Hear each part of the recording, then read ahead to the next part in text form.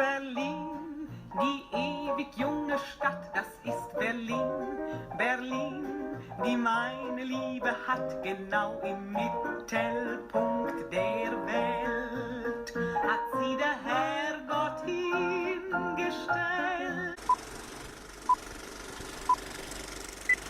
Matthias Glasner's Sterben, or Dying, is an epic black comedy of Franson-esque family dysfunction.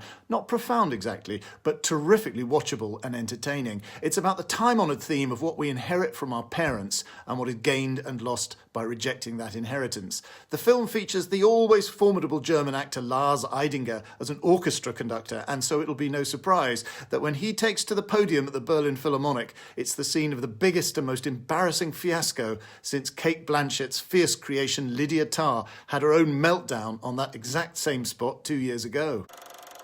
Eidinger is Tom, an emotionally withdrawn figure about to embark on the most serious project of his career, a performance of Sterben, or Dying, a piece for orchestra and choir composed by a testy and depressive friend, played by Robert Gwisdek, who is always butting in during rehearsals, undermining Tom, insulting the musicians, and angrily unable to decide if his work is valuable or worthless kitsch. The film is itself, tellingly, unable to decide. The one public performance is followed by audience members sounding pretty divided on the subject. Ruf mich mal an, bitte. Es geht Papa.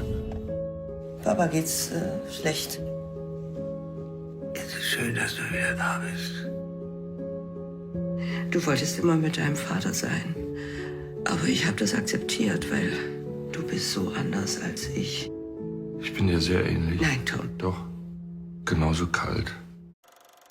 Tom doesn't see much of his sister, played by Lilith Stangenberg, who herself has great musical talent. She has a marvellous singing voice, but only lets people hear it when she's drunk.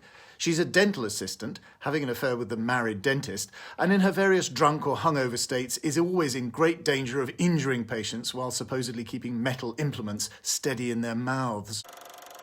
Both siblings have inherited their musical ability from their mum, Lissy, played by Corinna Harfouch, who taught herself to play the accordion. Now Lissy is dying of cancer and also a bowel condition rendering her incontinent and unable to care for her husband Gerd, played by Hans-Uwe Bauer, who has dementia.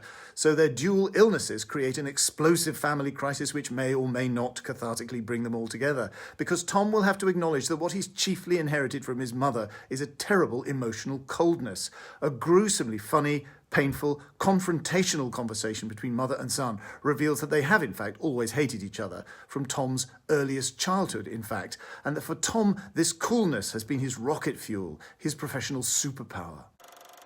And the fact that his parents are dying has not endowed his performance of a musical piece called Dying with any great new insight, nor does it really redeem his own emotional stagnancy, but it provides a new start, in that the resulting temporary reconciliation with his sister is to bring her into the audience for the public performance of Dying, which in turn creates the cataclysm which brings this music and Tom itself greater acclaim.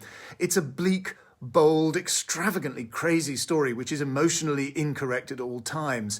Perhaps it could have been produced as a streaming TV production, but that would have deprived audiences of the pleasure of swallowing it whole, albeit divided into sections introduced by low-tech, Lars von Trier-style chapter headings.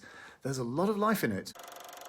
And that, I'm afraid, is it for me at this year's Berlin Film Festival. Thank you all very much. See you next week in London.